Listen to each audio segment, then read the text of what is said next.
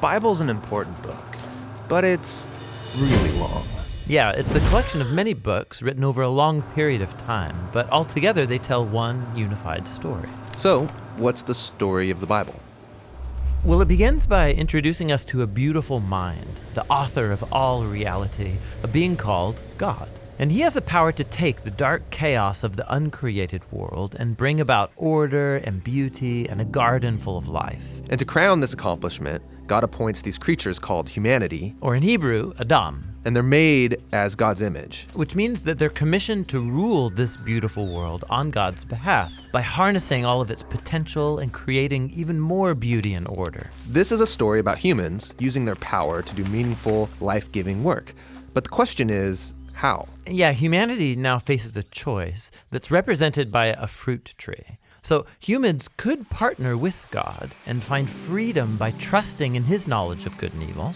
Or They could seize power and define good and evil on their own, which, God warns, will kill them. and they hear the voice of a dark, mysterious creature that tells them the choice is simple. Take the fruit. It'll give you power and freedom to rule the world on your own terms. And so they seize this knowledge, and as a result, they become suspicious and self-protective. It leads to fractured relationships, violent power grabs, and ultimately, a whole civilization, Babylon, that has redefined evil as good. And so, God scatters this corrupted human project.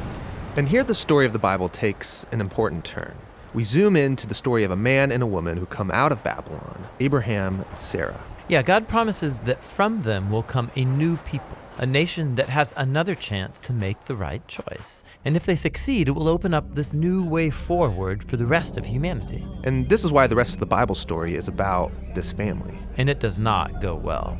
Despite God's personal guidance, Abraham's family gives in to that same temptation to redefine good and evil on their own terms, apart from God. Even when their best people were in charge, rulers who loved God's guidance and had divine wisdom, even they gave in. And so Israel was warned by their own prophets that these choices would lead them back to Babylon, this time as conquered captives living in exile, and that's exactly what happened.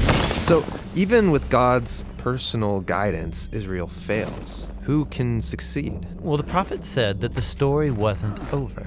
God's going to send a new leader to Israel to cover for their failures and to transform the people's hearts and minds so that they can make the right choice. And so the part of the Bible called the Old Testament ends, and these promises are left hanging. And then the biblical story continues into the New Testament. We're introduced to a man who comes from the line of Israel's kings, Jesus of Nazareth. And he said that he was bringing all these promises to their completion. He confronted that dark, mysterious evil that all humanity has given into and resisted its power. And then he announced that God had arrived to rule the world through himself. Jesus taught about God's definition of good and evil, and he said that real power is serving others. According to Jesus, it's people who love the poor and even love their enemies. These are the kinds of people who actually rule the world. And that's confusing, but also really beautiful. And so is the claim that the story goes on to make about Jesus, that he is God become human, to be for Israel and for all humanity what we could never be for ourselves. He came to take the consequences of our evil into himself, and his sacrificial love proved more powerful than evil, than even death itself.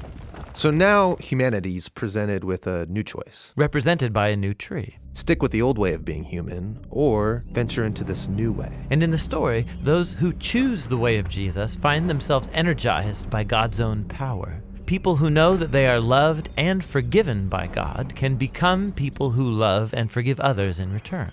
The Jesus movement quickly spread throughout the world, forming these new communities of people who follow the way of Jesus. But they faced problems. There was persecution from the outside by people in power, and inside there was confusion, even compromise. Yeah, because following Jesus is really hard. And so the movement's leaders, called apostles, they wrote letters to comfort and to challenge these communities to stay faithful to the difficult way of Jesus. And they're called to hope for the day when Jesus will come and change everything. And so the Bible ends by pointing to the future day, when all wrongs are made right, when evil is eradicated, heaven and earth are united, and humanity can rule the world together in the love and power of God.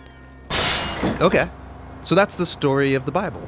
and it brings all of these books together. But what's interesting is that each book contains a different kind of literature that contributes to this story in a unique way, and that's what the next video will begin to explore.